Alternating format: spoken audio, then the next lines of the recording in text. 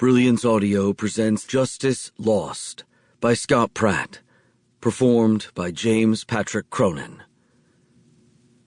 I looked around at the circle of empty chairs. There were 2 empty seats to my right and 2 to my left. I was back at Farragut High School outside Knoxville, Tennessee, in the classroom assigned for in-school detention. I'd been there several times in my youth for fighting, but this seemed more serious. The doors were made of iron bars. The walls were concrete block and painted Old Glory blue, the same color as that on the American flag. Hovering over me at the front of the class was Mrs. Judge, a woman I'd dealt with before. Her appearance had changed dramatically, though, since I'd last seen her. Her face was as gray as bone ash, and she was staring at me through tinted glasses that were as thick as the bottoms of old beer bottles and looked almost like goggles. She was wearing a red silk robe with a white lace collar. In her right hand, she held a set of pan-mechanical balance scales, and in her left, she carried a double-edged sword that looked, from where I was sitting, to be razor-sharp. When she'd come into the room a few seconds earlier, she hadn't walked like a normal human. She'd floated across the floor like a ghost. I was trembling. There wasn't much in the world that I feared, but this version of Mrs. Judge terrified me. She seemed to radiate power and danger, and I couldn't escape the feeling that she could incinerate me with one blazing look from her eyes.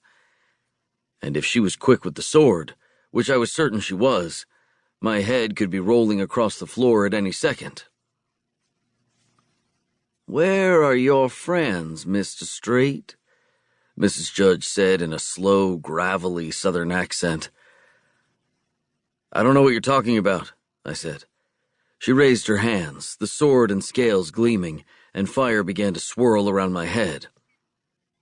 "Don't lie to me, Mr. Street. You know exactly what I'm talking about.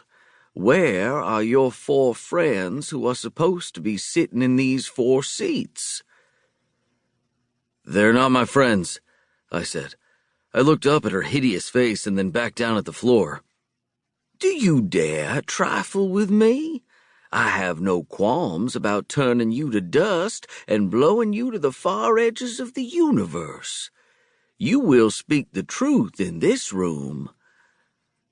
"I had to do something," I said. "You mean you had to take justice into your own hands? You had to become a vigilante?" "Call it whatever you want. I'd do it again." "I want to hear you say it," she said. "I want you to look at me and tell me exactly what you did."